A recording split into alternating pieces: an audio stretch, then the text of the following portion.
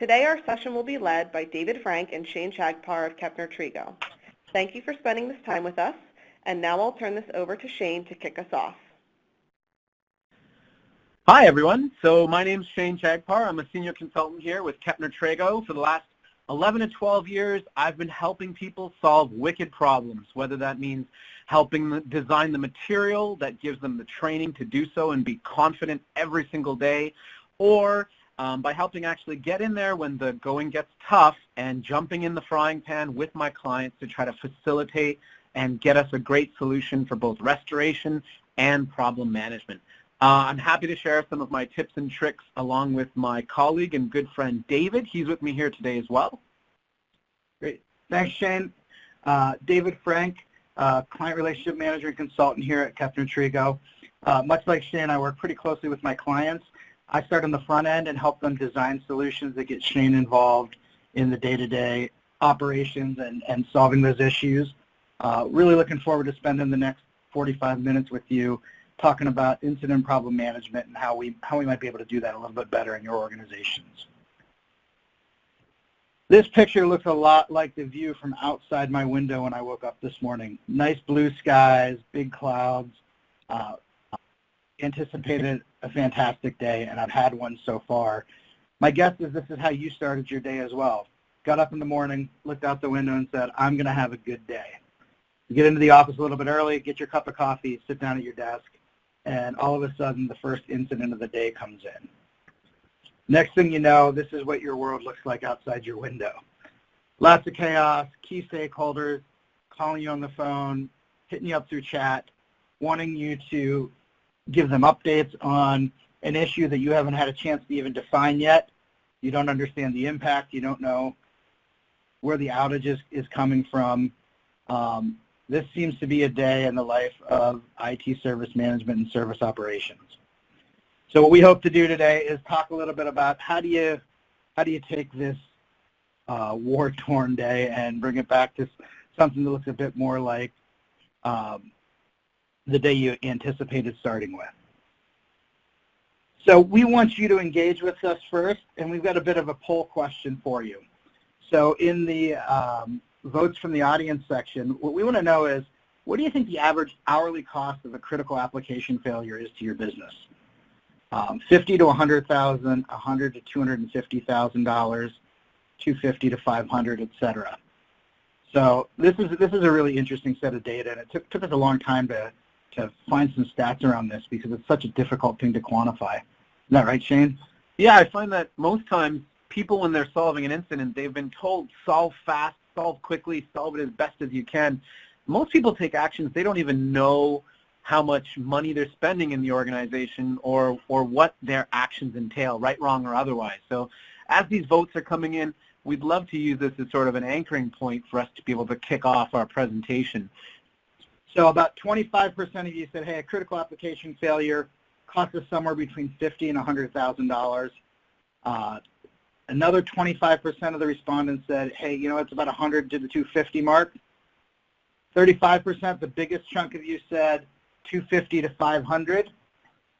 10% of you said well over $1 million. So of that, 95% of you are absolutely wrong. 5% of you got it right. $500,000 to $1 million is the average hourly cost of a critical application failure. Oh, goodness, Dave, that's a lot. It is a lot of money. So here's some stats, and let's walk through them together. You know, infrastructure failures in general, on average, cost your organization about $100,000.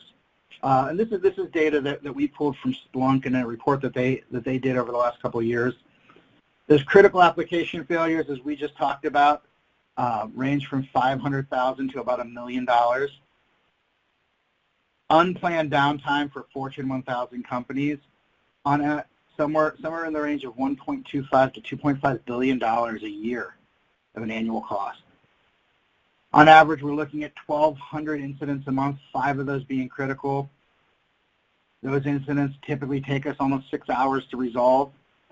And the really scary part is almost everyone says that, hey, we could have learned from a previous event had we done RCA right. to eliminate these repeat incidents, and they keep coming back. So not only is this expensive, but it's preventable. So I'm going to pass this back over to Shane and let him talk a little bit about some of those things that we see that create these repeat failures and how we might want to eliminate some of that. So when I go into organizations, I'm often asked to start doing an analysis to try to understand what's going on, how does an incident currently run, because we think we're efficient but know that there's room for improvement. And one of the first tools that I bring in is I start doing a little bit of a study around where does your call go. And what I do is I come in and I use an Excel spreadsheet that's been basically simplified to look like this.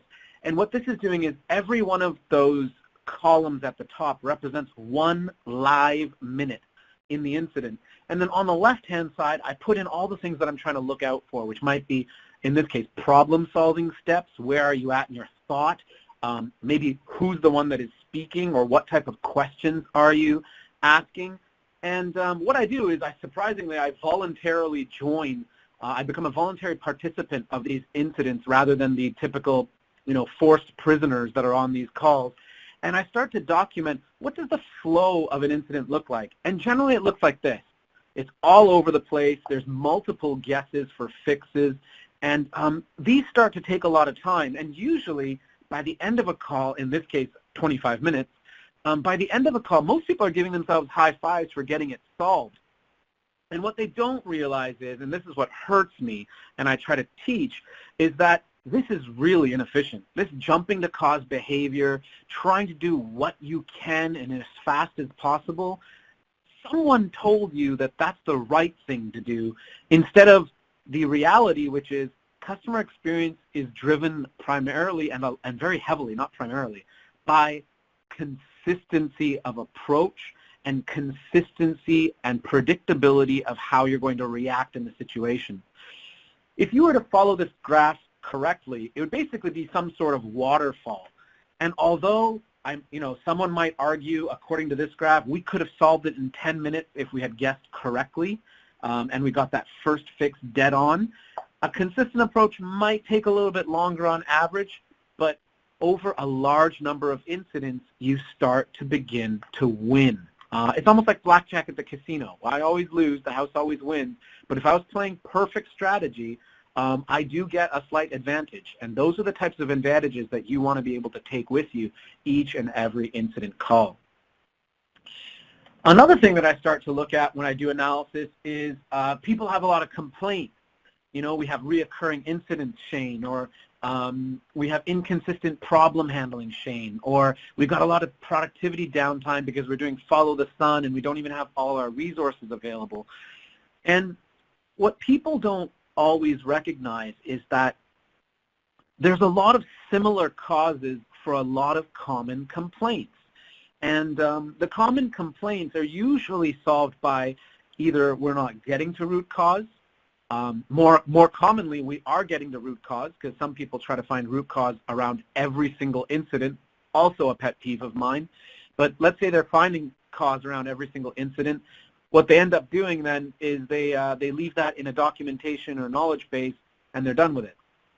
So not only not getting to root cause is a cause of these symptoms, but not remediating or actually taking some sort of action or project to do something with that data that you just found. A common approach is what KT sells, so of course it's going to be on this slide, but a common approach is so very helpful, because when you're going from brain to brain of a technical engineer to another one, it's nice if we can lower that overhead. If I've asked a question, I want to make sure that the answer I get is complete, and that you also can appreciate the answer I have found when you join my bridge call. And speaking of when you join my bridge call, MTTR and number of people solving has also been a pretty interesting topic of research over the last decade. Red Hat being one of those that were famously known for performing swarm-based models where everybody needs to jump on the call. One of the happiest places on earth, and some of the other clients we've worked with also followed previously a large swarm model. And although it's really great to have everyone on at the same time and everyone ready to go, our research has found, and the research of our clients that they share with us, is that as you're adding more people, your MTTR statistics are actually skewing with everything else held in control. Your MTTR statistics actually skewing for the worse as you go up. My favorite data point was there was one large global telco which found that if they have 8 people on a bridge call, you're okay. As soon as you get 9 people, 9 chefs in that particular kitchen, they experienced a massive drop in productivity. And if they got to 10, it was a lesser drop. So I jokingly told them that, if you ever have 9 people on a bridge call, invite anybody to join the call to try to improve that statistic. But the key messaging here is more people, more chefs, they do ruin the broth, but I recognize that you have to have some people on the bridge to get us there. And those people, if you're going to be trying to keep them as effective as possible, it's great if we, if when we have those people on the bridge, that when we're working towards a fix, we're truly clarifying what the customer has experienced before we take our first action. I want you to think about the last time you took your car for service, and you've probably experienced bad mechanics in your past and good mechanics, and the traditional difference between them is that, yeah, the bad mechanic might have saved you money because they charged or quoted less, but they're also the ones that are really jumpy to say, oh, your car's not starting, it must be your battery, and they don't actually do a check on the system. They just order a brand new battery, find out that didn't maybe solve your issue, and then move on to the very next thing. And each time they have one of those failed fix attempts in the IT world, we've seen about a 7% drop in customer satisfaction. So when it comes to, should I spend an extra minute or should I take action right now, the extra minute doesn't have as large of a marginal customer sat drop as actually having a failed fix. So there's an interesting balance here about how much time and quality you should spend prior to taking an action. I did throw out an acronym earlier, and I apologize for that. It was MTTR. What I meant by that was mean time to resolution, or mean time to restore, depending on if you're working on problem or incident. And what this basically means is, how long does it take on average for you to be able to get to the bottom of an issue and get services back to non-degraded status? So what makes the difference? What is it that helps organizations really move the needle in this space? Some research from ServiceNow actually said that, hey, the organizations that do this the best, they have better problem solvers. They're 163% more likely to be able to identify root cause of a customer issue, and to Shane's earlier point, probably not just identify, but identify and remediate. They use their knowledge base effectively. 36% more likely to offer self-service options that enable their clients to serve themselves so that their resources can focus on higher and better priorities. And they're 127% more collaborative, meaning that they're able to use those problem-solving skills and make their thinking visible in a way that drives collaboration, so that we don't have 400 people on the bridge call, but maybe those 6 to 8 can actually solve an issue together the right way the first time. In terms of people, we want to know, how do we better leverage the human problem-solving capability then to make that difference? And at Kepner-Tregoe, we believe that there is a way to do that. And that way is through a data-driven, consistent, and scalable approach to IT service management, to those disciplines of incident, problem, and change, with the goal of reducing downtime, reducing issue reoccurrence, reducing the cost of service, and increasing overall IT stability.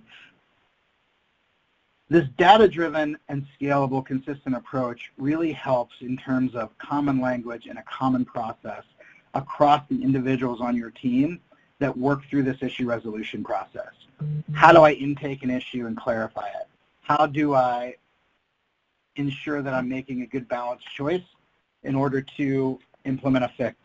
How then do I transition that over to the team that's going to do an investigation and Post-investigation, how do I transition it to our change control, continuous service improvement team, and ensure that we implement the fix without adding risk to the organization? One of the ways we do that, one of the ways we make it scalable is to have this approach called structured thinking that Shane is going to share with you. So let's take a look at this piece of documentation here. This is something that we would typically find, in fact, in some organizations it's more than what we typically find, in terms of documentation about what's going on. So in this case, there's a particular application, it's not available at 2 different sites, 80% or more of data hasn't been updated, and basically the point of this is you have to read the entire paragraph, or maybe even multiple paragraphs, just to get your brain to understand what is happening, where is it happening, who is it happening to, and what are some of my next steps. And the difference between unstructured and structured thinking is that structured thinking should allow everyone's brain to come up to speed quickly, whereas unstructured thinking, generally allows only one person's brain to come up to speed quickly. And that usually is the author of whoever wrote this. Because whoever wrote this particular paragraph, they think they're giving absolute gold to the next person down the line, but in reality, they're giving some sort of tarnished precious metal. And we need to polish that metal through clarification and questioning techniques to be able to fully understand it.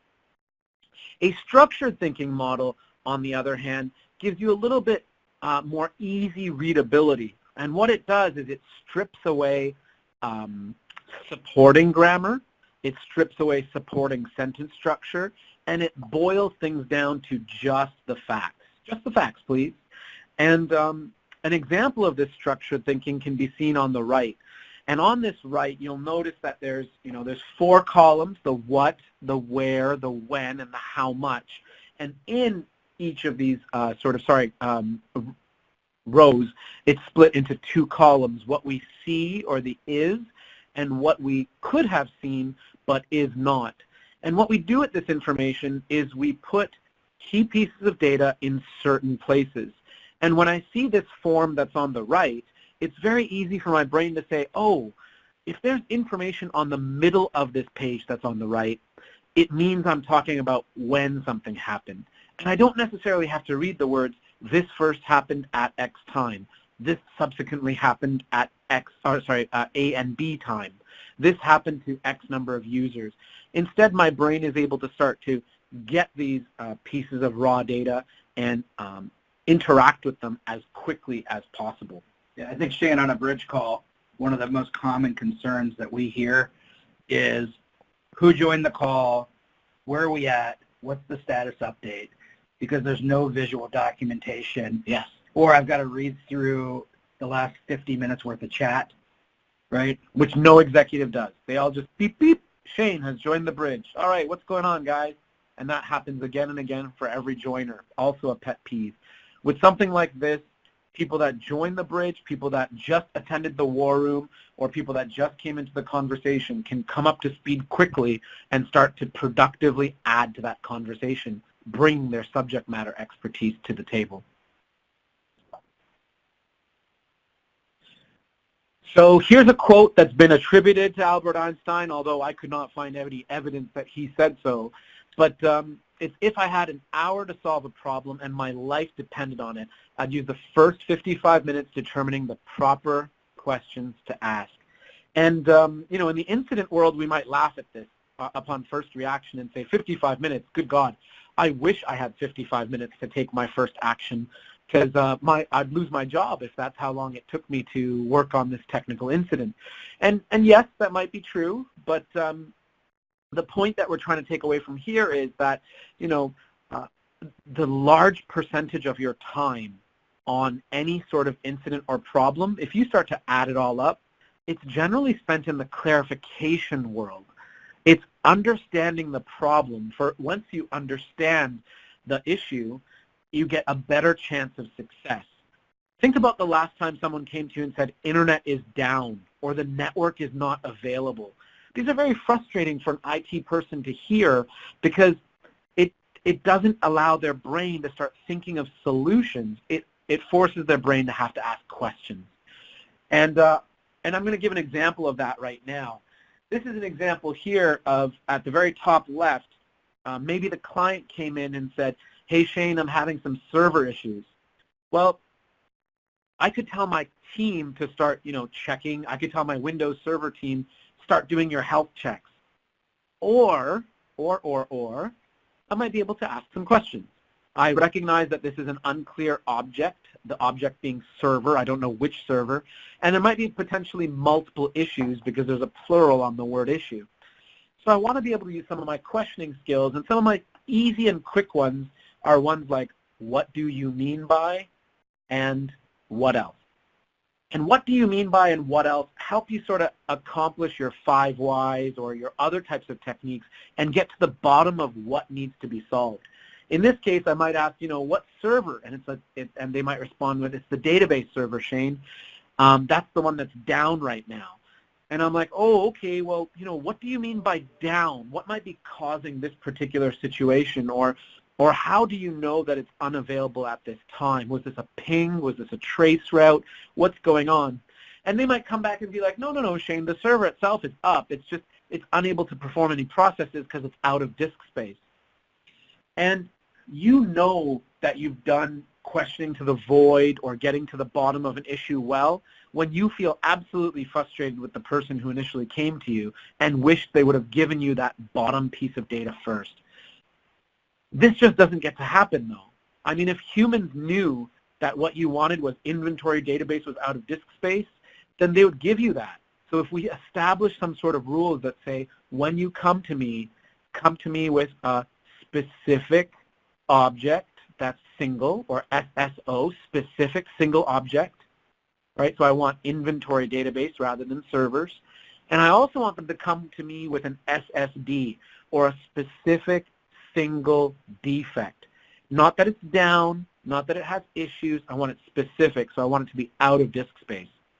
If you're able to accomplish this specific single object and specific single deviation in terms of your case titles, we found that that alone leads to an MTTR, or mean time to resolution, mean time to resolve, decrease of 18%. That means you can get 18% faster just by forcing this particular policy on everyone that works today. And you could do nothing else and gain that particular benefit. It's quite amazing. We actually have a case study with a large software vendor, Global, that's coming out. Is this public yet? I don't know. Oh, all right, you'll see it soon. But there's the largest software vendor that just implemented problem statements and reduced their mean time to resolution by over 30%. We're only guaranteeing a nice 18. So that we know some techniques. Let's talk a little bit about, what actually drives stability across the IT platform. So now we know what really drives some of the issues that cause repeat incidents, increased time to resolve issues, but we'd really like to know, hey, how do we have stability? How do we ensure that there's better uptime? How do we ensure that applications are usable and they're not going down? So we found these things as drivers of that IT stability. The first one is certainty. It's a sense of control of the process. It's the idea that I know how to quarterback a situation when it's going poorly. If you think about firefighters in general, right behind my house we actually have a fire station where all the local firefighters come and do drills and practice. They'll set a building on fire, and these firemen will go in and practice. They do that so that when the real thing happens, they have a sense of control. They understand what some of the issues are going to be. They understand how to engage people. They understand how to use the tools in front of them. That sense of certainty and control is paramount in pretty much everything that happens in the incident world specifically. The worst thing that can happen during an incident is an incident manager is clearly and confidently driving a call to resolution, and an executive gets on the call and tries to take it over and completely undermines the confidence of that incident manager. We see it often, and it's one of the worst things that can possibly happen to an incident manager and on an incident call. The second thing is quality. We want to ensure that information that we get from the subject matter experts, from those people experiencing the issue, is good information. That it's clear that we've asked it down to the lowest level, that we understand the issue effectively, that the data we're getting isn't expert opinion, it's expert fact. We want to ensure that there's speed so that we eliminate those unnecessary actions that Shane talked about earlier in that waterfall graph, that we're not jumping to cause before we understand the issue. Documentation, that's structured thinking, dashboarding, making it visible. We're gathering that critical information in a way that people can see it and collaborate around it, so important. Again, the clarity, making it visible to all the stakeholders, not just the few folks that might be in the room doing the problem solving, not just in my individual head, but everyone. And all of that culminates into how do we best collaborate and reuse knowledge that we have and lean on our subject matter experts in a way that we are getting their expert fact and not their expert opinion.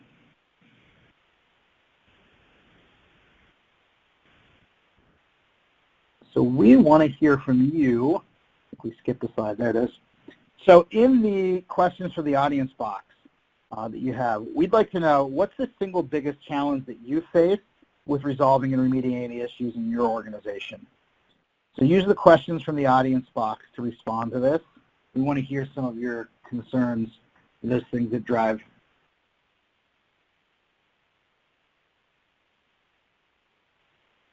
So the biggest single challenge you face with resolving and remediating issues. And I got a note here, we may have lost sound. Kristen, can you confirm that for me? Are we here? I can still hear you, so hopefully it's just the internet connection for that participant. If anyone has any issues with sound and it doesn't seem to come back quickly, you can always exit out of the webinar and then return back to the webinar, and hopefully you'll be able to hear us all again.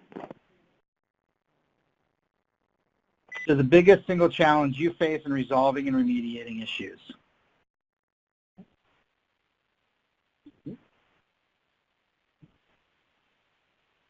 So let's talk about a few that we often see. One big one we see all the time is that post-incident, post-issue, we spent so much time solving that we're on to the next thing and we forget to do something with the resolution. We don't get it to our change management group. We don't get it to those people, the engineers, to fix it. Or even worse, we get it to the engineers and they mark that P-task complete in the system and they never actually touch it because nobody has held them accountable to getting it back. We got some good ones here coming from the audience. Executive disruption on bridge lines. That waterfall graph that I showed before, I have some examples where you can actually see the entire process shift as soon as you have an executive come on the call, and it just goes in I would say, to be politically correct, it goes in a different direction. Not one that I generally like, but it just goes in a different direction. Yeah.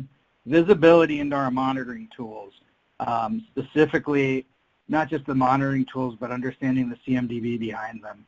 I can't tell you how many times we go into an organization and they try to solve problems and have no idea what the architecture behind the systems looks like. So, hey, this server's down, which clients would be affected if this one's down? We're experiencing this issue, what other clients might be experiencing the same thing, so there's no way to understand impact to the organization. Recurring incidents, that's another one that we got. It amazes me either the lack of tools or the lack of time that the problem management team sometimes have to say, hey, every single time I drive to this particular location, my tire seems to be flat. Maybe it's the location or the tire I'm using and not the driver. So yes, reoccurring incidents that repeat need to get solved. Mixing different problems on the same call. Oh, that's terrible. And a number of you said, hey, problem statements, getting the correct problem statement. Shane talked earlier about the criticality of having a single object, single defect problem statement. Well, it might fix multiple issues. To fix one of those things, being really crisp and clean about what you're solving for and when you're solving for it is critical.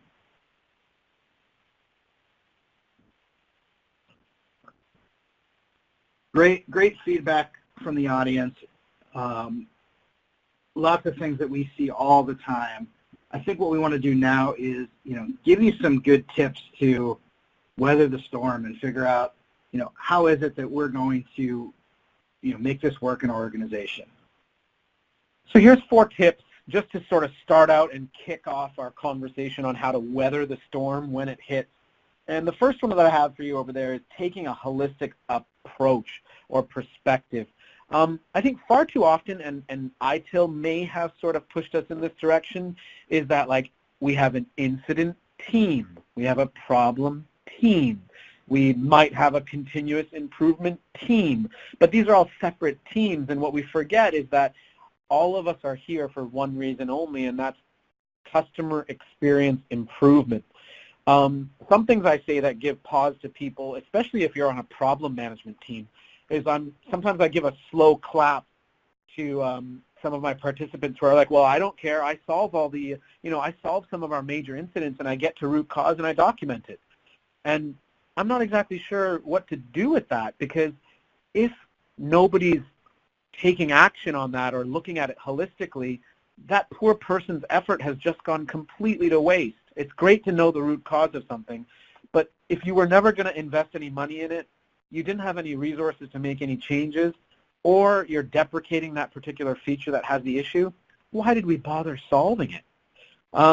So having a holistic perspective allows us to maybe each play a role in prioritizing what actually needs to be solved in this organization so that incident volume can be more stable, and more importantly, customer experience can improve. Thinking and documenting in a structured way, that second tip right there. If you want to be able to communicate effectively, I recommend using to-do lists, matrix formatting. I like to have on an incident bridge my in-flight actions very visible. Those are the things that people are doing when they're supposed to be done. I also like to make very visible the estimated time of completion, and then I take the actual time of completion and then a result. And what this allows me is when I give my notes to the problem team, I don't have to attend all of these post-incident meetings. I'm like, here's my documentation. If you find any spelling errors, send me an email. And I can hand it off a little bit easier that way, rather than having to get grilled on data that I've now forgotten because I never recorded. Let the intent drive your troubleshooting. We're all IT people, and at some point in time, growing through IT, it wasn't so long ago when it was absolutely possible for strong IT people to kind of know everything, or at least a good amount of everything, about every subject matter. Nowadays, you have people that are specific just for like cloud storage, and we separate them from regular storage folks because things have gotten so extremely complex. The one thing that hasn't changed is that the reason a lot of us are in IT is because we're genuinely curious. And that third tip, let the intent drive your troubleshooting, is basically trying to say, recognize when the goal of you existing is to restore service rather than resolve it. And that's difficult, especially for me sometimes, where I want to know why something happened, but I have to remind myself, that's not my job right now. I need to protect the data that tells us why, so I'm not trying to delete any logs, but my job isn't to necessarily look through them and figure out why it happened. And finally, number 4, I think it's really downplayed how important visibility is to communications. So that 4th tip, use visualizations to minimize complexity, is all about what can you do so that the people on your conference call or conference bridge, and they have at least a virtual or visible whiteboard with them, so that they can follow along what's happening next, when is our key timeline. Because the more and more we work remotely, the more and more we need to remember, as humans, we like to have visual mediums. And working in that space can really help us proceed forward. I can't tell you the number of times that Shane and I have been with a client and they've been working through an issue, and you'll just walk up to the whiteboard, draw out the system, And within 2 minutes, they say, oh, I know where the issue is now. Yeah. Because it's visible to them, and their brain processes it just a little bit differently.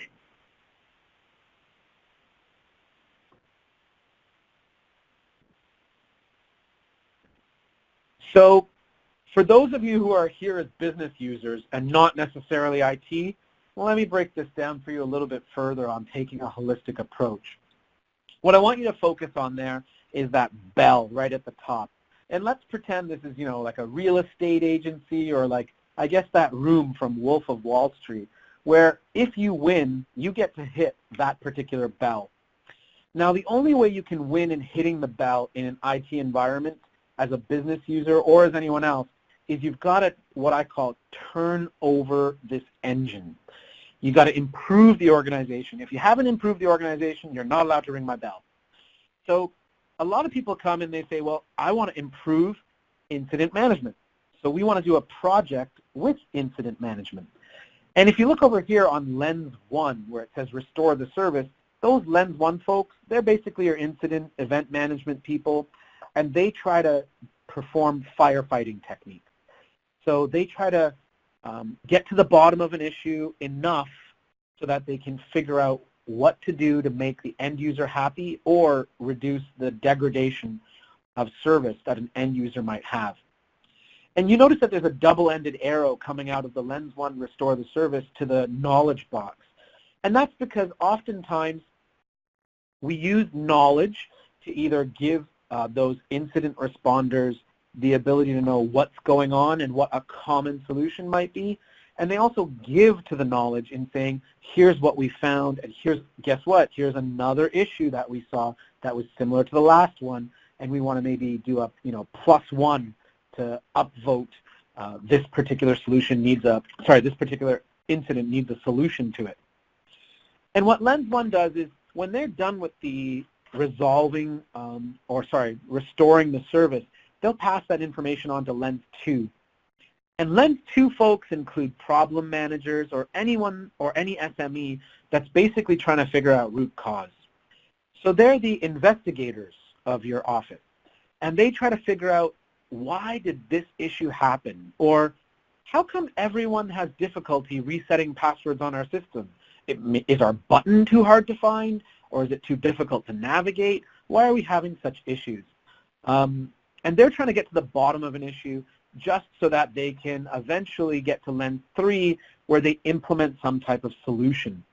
Implementing solution means that instead of having an action that's on someone's desk, we actually form a team, and that team, maybe of one, but it's still a team, they try to take money, resources, the solution that was found from Lens 2, and they do something with it. They change the software, they update the signs, they make the website more friendly, but they do something that the end user can feel or hear or touch or taste or smell. And when they improve the organization, that's when they get to hit that bell. And if you never get to Lens 3, then you don't get that opportunity to ring the bell, which means Lens 2 and Lens 1, some of their efforts have kind of gone to waste. So this is a diagram I like to really approach to show people that it's not just about you and your silo. There's other people that need to benefit from your data.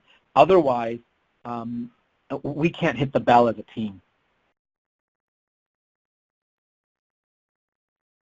One of the ways to help out, I mentioned earlier that keeping a dashboard really helps with effective communication. I wanted to give a picture of what that might look like.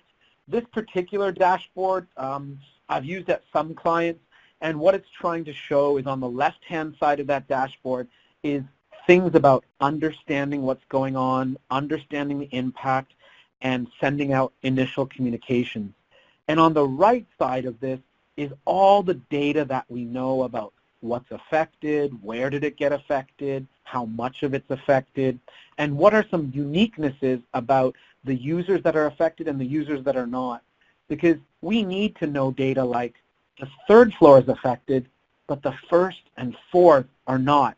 And that's really weird because we might approach the problem a little bit differently than had the entire building. have been affected. So I want to make that data really visible, and this is an example of one of those types of dashboards. Finally, if you understand your intent, you have a better option of being successful. So with that in mind, there are charts and checklists and tools that I often use with clients. Here's an example of one that I think is really strong. And what it does is it works through a spine sort of situation where each step of the spine has a checklist. And the checklist that you're seeing now is the checklist that maybe the first responders might follow. And then once they get some data, a major incident manager might get involved, and they're involved in making a decision, and they have some other checklists to follow.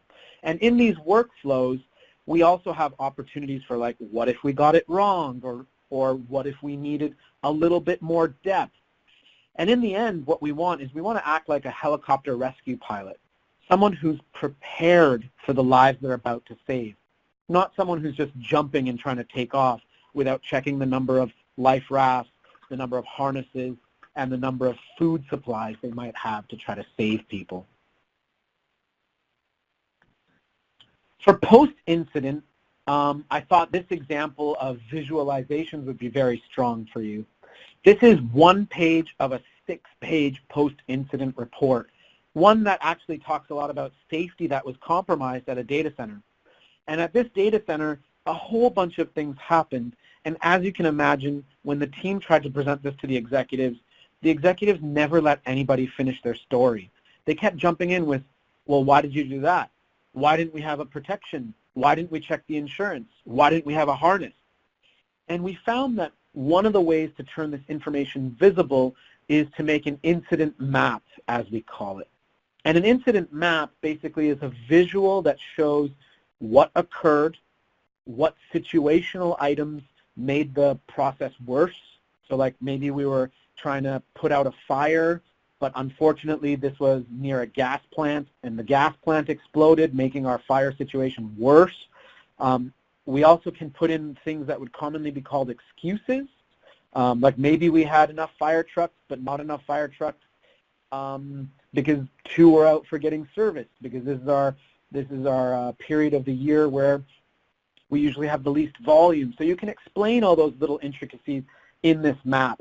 And if you're interested in learning more about this, we actually had a separate Bright talk that's still recorded and available called Preparing to Fail. And actually I did that one with Dave too, and we actually teach this entire method through the whole set. So you know, shout out to that presentation if you're interested. My last tip is items on how to think beyond the fix.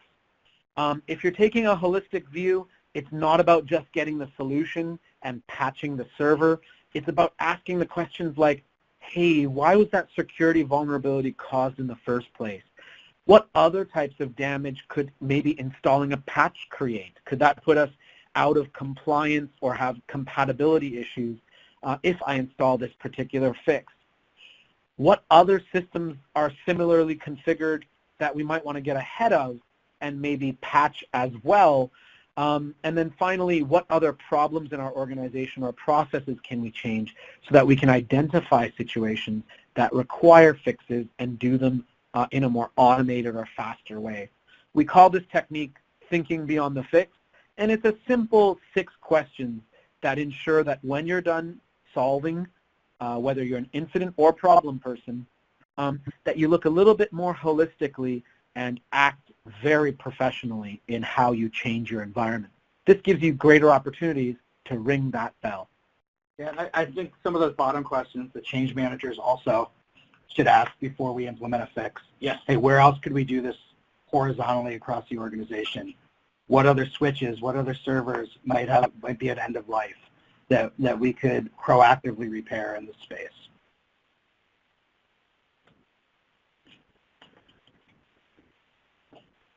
So we've given you lots of tips and tricks today, but I don't think we would be true to our message of remediation if we didn't tell you, what does it take to move the organization forward.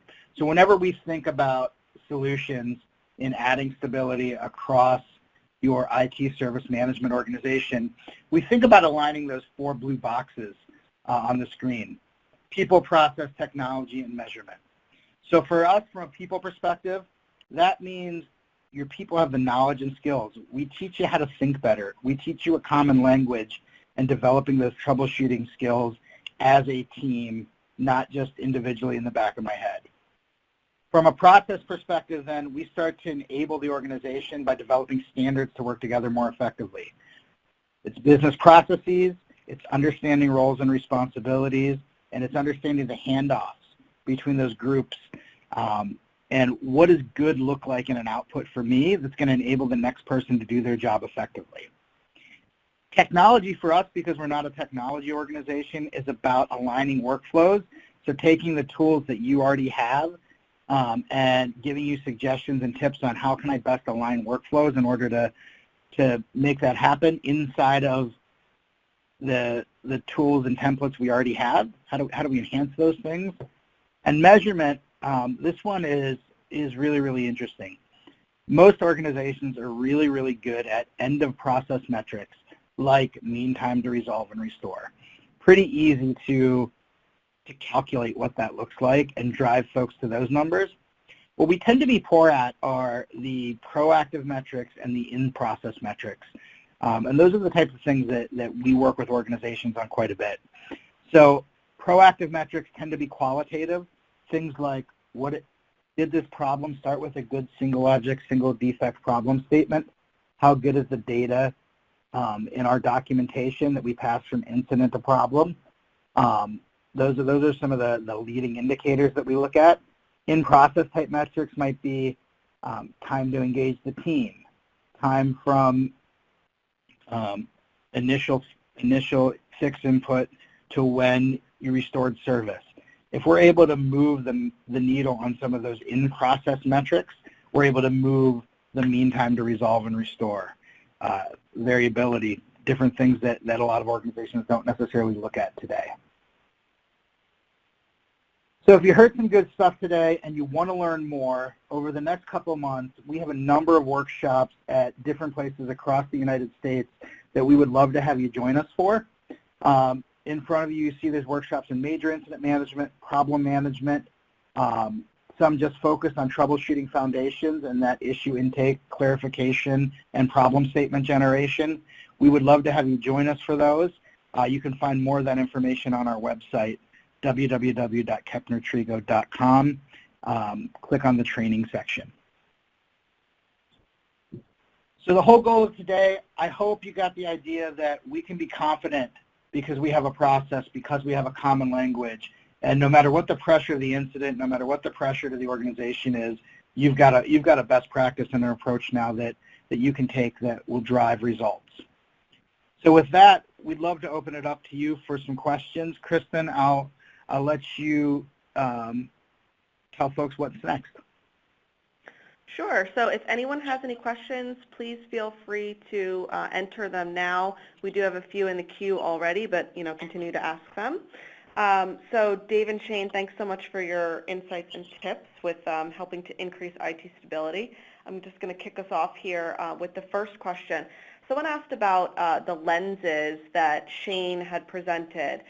They say that they feel like they have a good handle on lens 1 and 2, but they don't have the structure in place for lens 3, so they feel like they're never going to be able to ring that bell. So what would your response be? First, sadness, but in reality, the reason why most people don't have that structure for lens 3 in place is because ITIL has actually traditionally put the responsibility of lens 3 on problem managers. And what I find is that if executives are also following this thought process, they don't realize that as subject matter experts, you can't just put things on a to-do list for us and expect things to get done. So what I would recommend is that if you're in a position of team lead or have an opportunity to suggest and get in front of management, first what I would do is comb through your problem backlog. Throw that in an Excel worksheet. Try to figure out some metrics to see how many incidents are a direct result of each of these problems. Put that data in an Excel spreadsheet. And then what you're trying to do basically is trying to prioritize what's your biggest bang for the buck to solve. What I would then do is take 3 of those top projects, present them to management and say, look, if we could get a little bit of a tiger team together, maybe some money, maybe some time, maybe some bandwidth, if we solve these 1, 2, or 3 incidents, you pick whichever one you want, problems, there will be a direct correlation and drop in number of incident calls for these issues. That'll accomplish a couple of things for you. It'll establish you as someone who's thinking holistically and strategically, which hopefully then puts you into more of a management eye and a little bit more visibility. And 2, it allows you to get the attention of people that work on both incident and the SMEs and say, hey, if we do this, we can actually make both of our jobs in Lens 1 and Lens 2 easier. So that's my go-to step for establishing a mini project tiger team to deal with some of your top problems and start to carve out a Lens 3 in your organization. Yeah, and Lens 3 also, I kind of break it up into 2 components typically with organizations. There's a risk management component, right, which most folks tend to be pretty good at. We have a CAB, we look at changes before we implement them. The stuff that we decide to do gets put into the system. Then there's the execution portion, and that's the stuff that Shane talked about that tends to fall on the problem managers often or an engineer, and it's not managed like a project. Yeah. And at some level, even those small changes need to have a level of accountability like a project. So the next question, how to increase the trust and importance of a MIM team where the culture is at the lowest level. So if we're going to be establishing some sort of trust and importance for a MIM team, I think what usually causes low trust, and again, I'm jumping to cause because I don't have a lot of data, but usually low trust in a MIM team is because SMEs are usually getting away with a lot or becoming very productive on their own. And as things start to become complicated, where a MIM team can really shine is the professionalism in how to handle the incoming data. So how I would start to carve that out, I would first focus on a technology and tool agnostic approach. What that means is focus on the questions that you ask at the beginning. And here's the big one. The questions are, what's going on? What do you mean by that? What is the standard? What is the thing that's specifically down or broken? What is the benchmark behavior of that thing? How is it acting right now? And then getting some of the impact. And if your MIM team only performs those functions, the level of trust starts to go up because the data the SMEs get, for lack of a better word, isn't crap. And that's the only way to get the attention of an SME, is you're actually providing some value to them. So start to try to help to establish what's going on, get that problem statement, establish the benchmark, establish the actual amount that you're off, and basically tee up the experts that are sort of, perhaps not helping your culture grow, and then they'll start to see you as more of a teammate than a useless adversary or a useless member. Yeah. I think language is also important in terms of, we often call people major incident managers, but when we look at their roles and responsibilities, what we really have is a coordinator. Yeah. Right? Somebody that pulls people onto a bridge line, somebody that's responsible for communication, but they're not the quarterback of the issue. So when we think about roles and responsibilities, I think that language inside your organization becomes very important. Do you want a major incident manager? Do you want a coordinator? And who owns the resolution portion of the bridge call that you're going to be on? Or even from a problem management perspective, are you a problem manager in that I solve issues, or are you a problem manager in that I manage the portfolio of issues for the organization? Those are 2 things that really need some definition and role clarity behind them that drive results.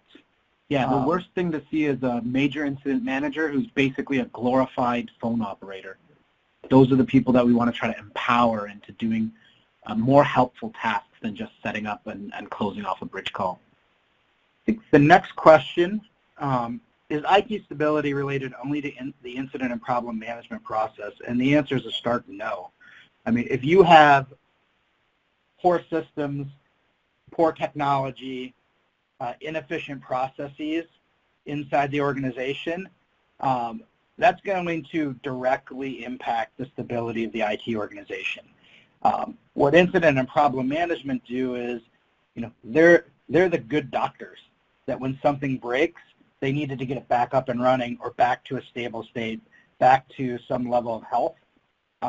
But, somebody that's going to have a heart attack, right? No matter of doctor is going to help them get back to stable if they're not already there.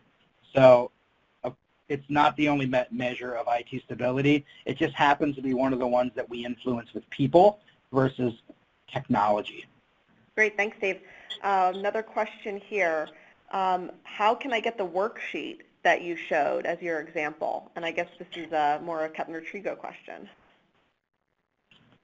Yep. So I think if any of those workshops that we had on the last slide, if you go to one of those courses, you're provided with that worksheet. I think you're going to get a copy of it as you download the slides from this presentation. At the end, I believe you get an email that you're able to download the slides from this presentation if you've attended. Yep. You can also feel free to reach out to Shane or I would be happy to talk through it with you. Yeah, we're looking to help you guys, not just necessarily sell you on a completed, not like a baited item. So yeah, if you're looking for that worksheet, we'll help you walk through it. We're actually going to wrap it up here because we're just about at the top of our hour. So thank you both for presenting today. On behalf of Kepner-Tregoe, thank you again for your time.